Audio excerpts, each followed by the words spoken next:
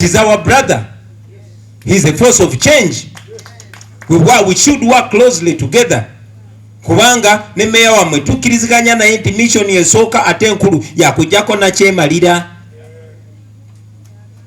So abantu tebabasuubira kubalabanga mulwanagana. Of course babasuubira okubanga eddoboozi eriva mu bantu limutuusa directly. Ne tebe expecting kubanga mulwanira obuntu obutinitini obwo. They are going to try to divide you even within NUP. I'm aware they're already moving a tribal narrative. They're trying to divide you according to your tribes. Oh, this one is a Muganda, this one is a Munyankole, this one is Anacholi, so they shouldn't work together. What kind of nonsense is that? That is for the Museveni generation, not the Kyagulanyi generation.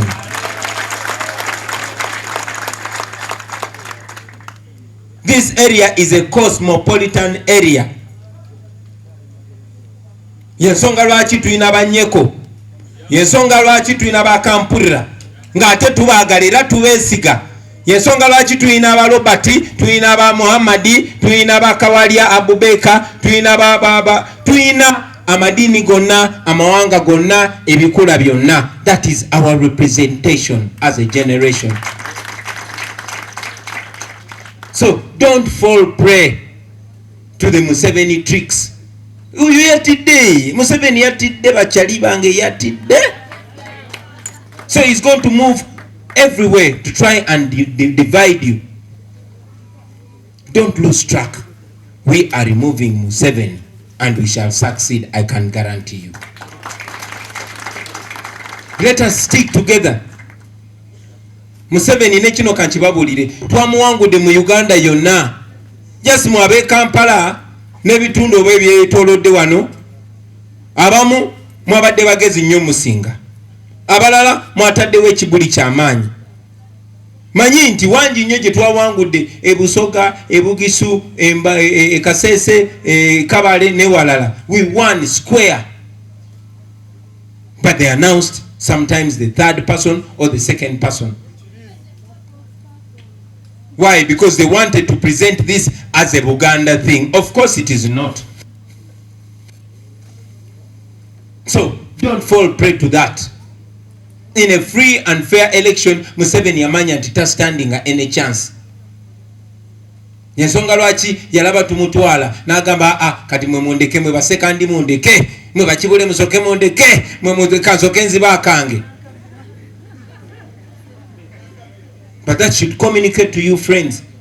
It should communicate to you how powerful the people are.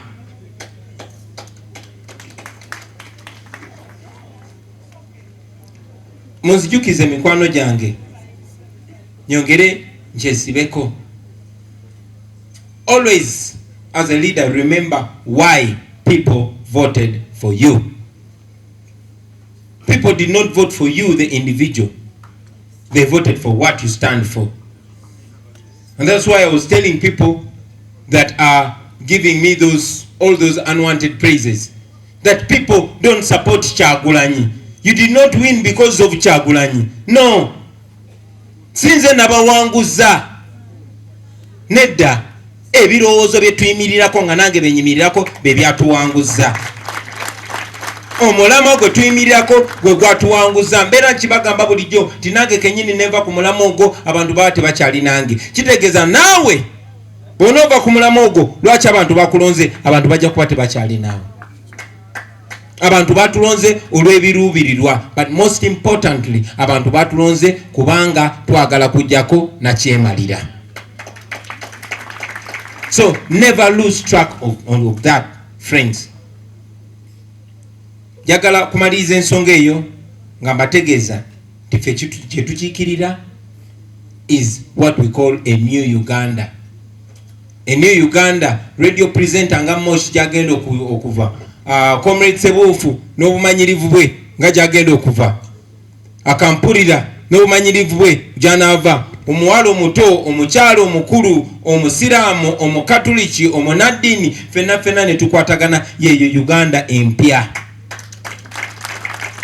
Era eyo Uganda empya tugenze tugifuna mu biwago ne tulina okumaliriza yonna nga tugifunye. So So Uganda empya gye twagala mikwano gyange. Finally, many people have been asking, and leaders as well, what next? Kiki ekiddako?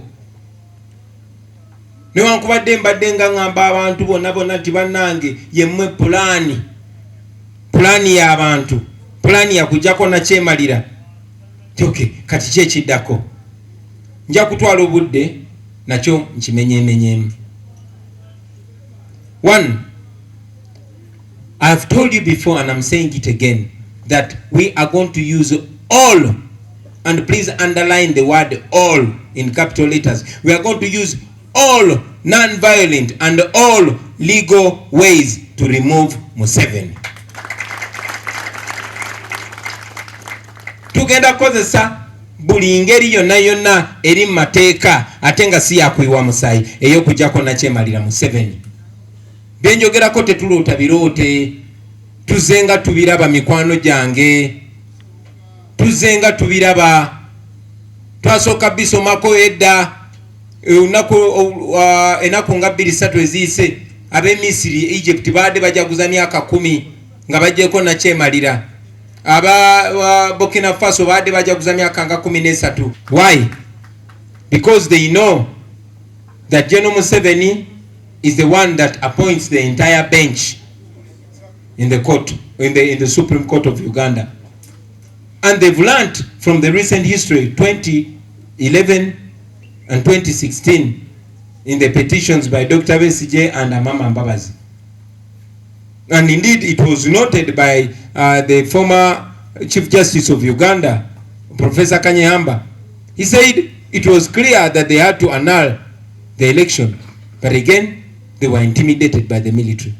So people are thinking that it's a waste of time going to court. In any case, it would give another stamp of legitimacy to the dictatorship. But again, there's another school of thought that says, wait, this is an absolute dictatorship.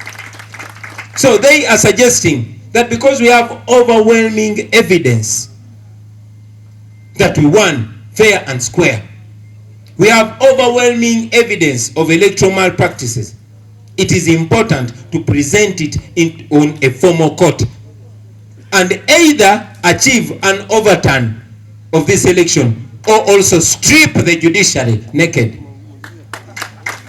Kambiteke mu Luganda.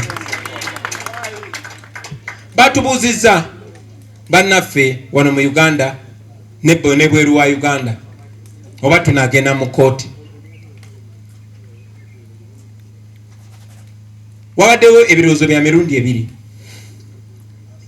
ng'abantu abamu bagamba nti ogenda mu kooti okwabira Museveni okubba obululu kyakumala budde kubanga Museveni yalonda abalamuzi bonna. Tunulira abalamuzi Owiny-Dollo abadde MP wa NRM, babadde ba minister ba Faith Moda n'abalala bonna. Kakati bw'otwalira omusango ate bagutyemule bagusale bagambe Museveni yabbye obululu.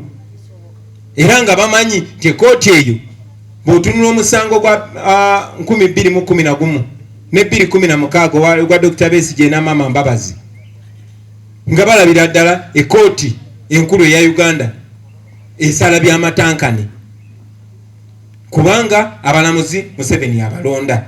Era nga ne yaliko Ssaabalamuzi w'eggwanga Professor Kanyeyamba yakiwandiikako mu kitabo kye, njagala obakonga mu kisome, bakiyita The Joys and Pleasures of Being Who You Are. Yagamba nti abalamuzi bonna baatula ne basalawo nti mu butuufu okulonda okwo kwalina okusazibwamu. Naye baatisibwa amagye era okugenda okukeera ku makya nga banne be basazeewo okulonda kusazibwemu nga beekyusiza era ne bigenda bwe bityo. Kale nno nga bagamba tugenda mu kooti kubanga ate okuyamba Mwami Museveni aveeyo agambe kati Bobi Wine twamuwangula n'agenda ne mu kooti naye ne tumuwangula katuliwo mu butuufu. Naye ate abalala ne bagamba nedda, tumanyi nti kati lino eggwanga lya bannakyemalira. Museveni yawamba eggwanga n'awamba n'ebitongole bya gavumenti byonna. Naye era ng'obubaka bwe nabawanga nga tumanyi nti mwami byabakama oyo gwe bakozesa yali prosecutor mu musango gwe basibirako Dr. Besigye nga bamuwayiriza okukwata omukazi. yali mwami byabakama, yali mwami byabakama. Mugende musome byafaayo byaffe. Naye kati ne bamusitula ne bamuteeka ano nga yasalawaani awangudde okulonda. Era mwamulaba mwami byabakama nga gyagamba temulina kozesa langi ya redi kubanga langi y'abantu balala. Yali mwami byabakama eyakwata ekkubo. Of course mbumenyi bw'abateeka n'agenda nabuza candidate omu nga yagalamu olukusa ateketeke kye bayita scientific election. Yali mwami byabakama eyatukolokota nti tumenya amateeka ga covid n'ayita abakandidate bonna naye nga tayise Museveni. Yali mwami byabakama mu bumenyi bw'amateeka n'agamba nze kati ŋŋaaniddwa okukola campaign mu district ezaali zeetooloddewo. Yali mwami byabakama eyayawukana kwate gwe twali tuvumirira ennyo mwami Kasujja.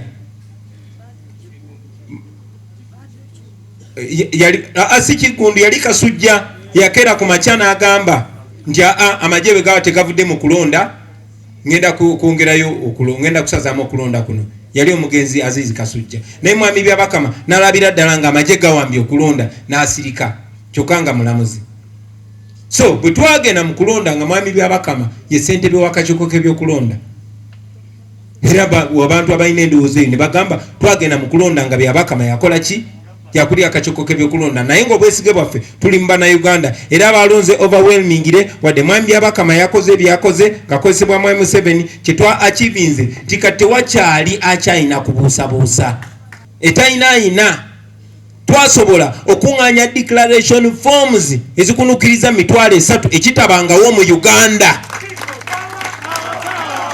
Tebamanyi ngeri gye twakikola ekyo sijja kibabulira. Mosh we tell him says a Robert Dobb style that ne tuzikuŋŋaanya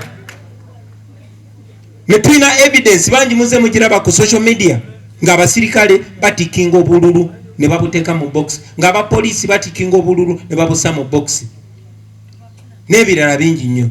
So nga bagamba nti engeri gye tulina overwhelming evidence eyo kikulu ne tutatula butuuzi nayo tugiteeke mu maaso g'abalamuzi. Newankubadde tumanyi nti Museveni abawo emirimu, newankubadde waliwo okukkiriza nti nno bali already compromised, tuba challenginge